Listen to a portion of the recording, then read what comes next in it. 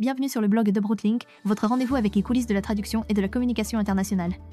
Aujourd'hui, nous vous présentons un nouvel article pensé pour éclairer, inspirer et vous faire voyager à travers les mots. Bon visionnage.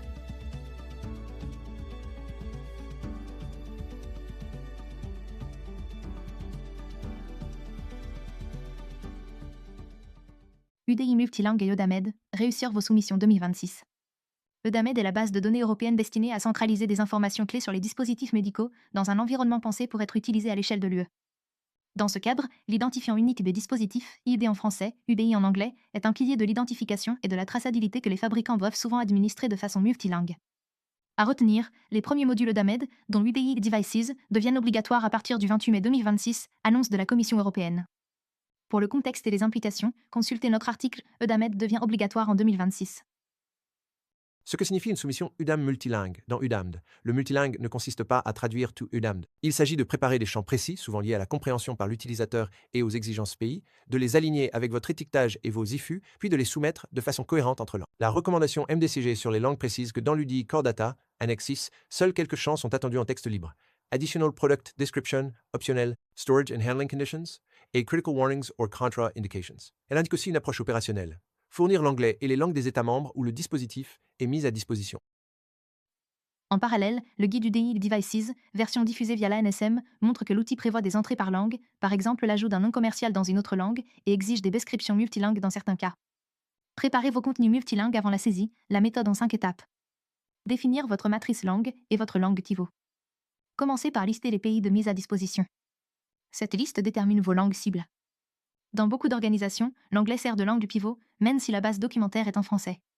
Dès le départ, clarifiez qui valide quoi, affaires réglementaires, qualité, clinique, responsable produit. Cela évite les allers-retours tardifs sur des champs sensibles, notamment les avertissements et contre-indications. Séparer données structurées et données linguistiques. Les codes, listes de valeurs et identifiants ne se traduisent pas. A l'inverse, les champs en texte libre demandent une gestion linguistique rigoureuse. Mélanger les deux crée des erreurs de validation et des incohérences intersystèmes. Cette séparation facilite aussi l'automatisation, export, XML, flux M2M et la correction. Vous corrigez la matrice, puis vous régénérez la soumission. Standardiser les champs texte libres, moins de variantes égale moins de risques. Pour Storage and Ending Conditions et Critical Warning hors contre-indication, l'objectif n'est pas un style marketing, mais un sens univoque. Éviter les paraphrases d'une langue à l'autre, elles compliquent la relecture et augmentent le risque de divergence avec IFU. Anticipez aussi les cas odeur autre, le guide UDI Devices indique que des descriptions en plusieurs langues peuvent être requises si vous sélectionnez odeur pour certains attributs.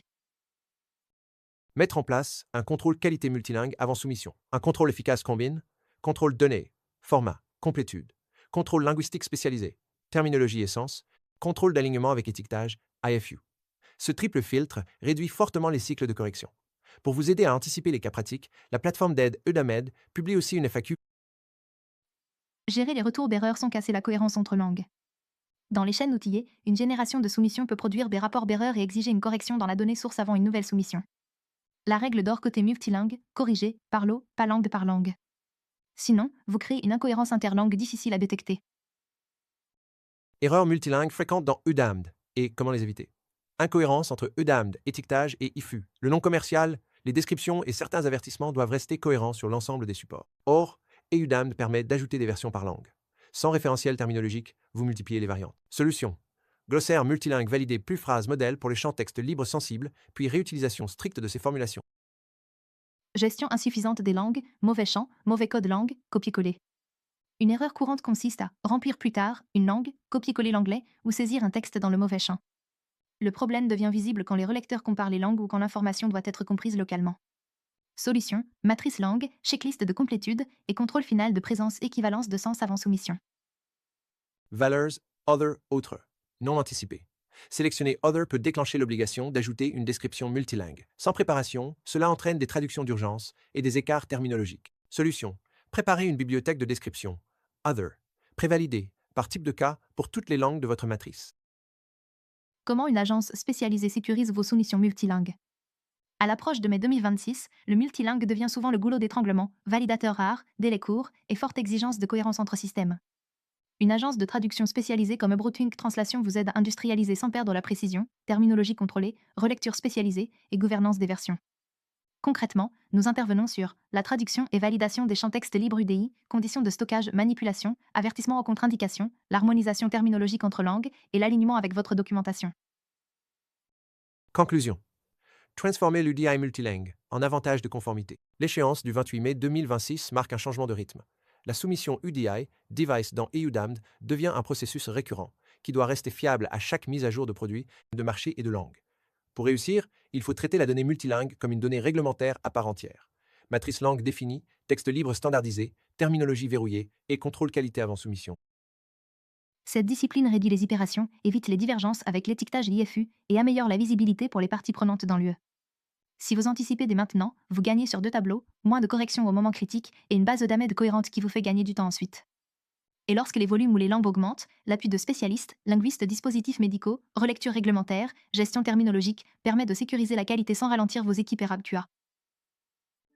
C'est ainsi que s'achève cet article. Merci d'avoir regardé cette vidéo.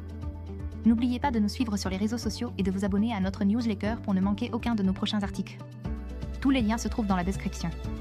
Merci encore pour votre fidélité et à bientôt.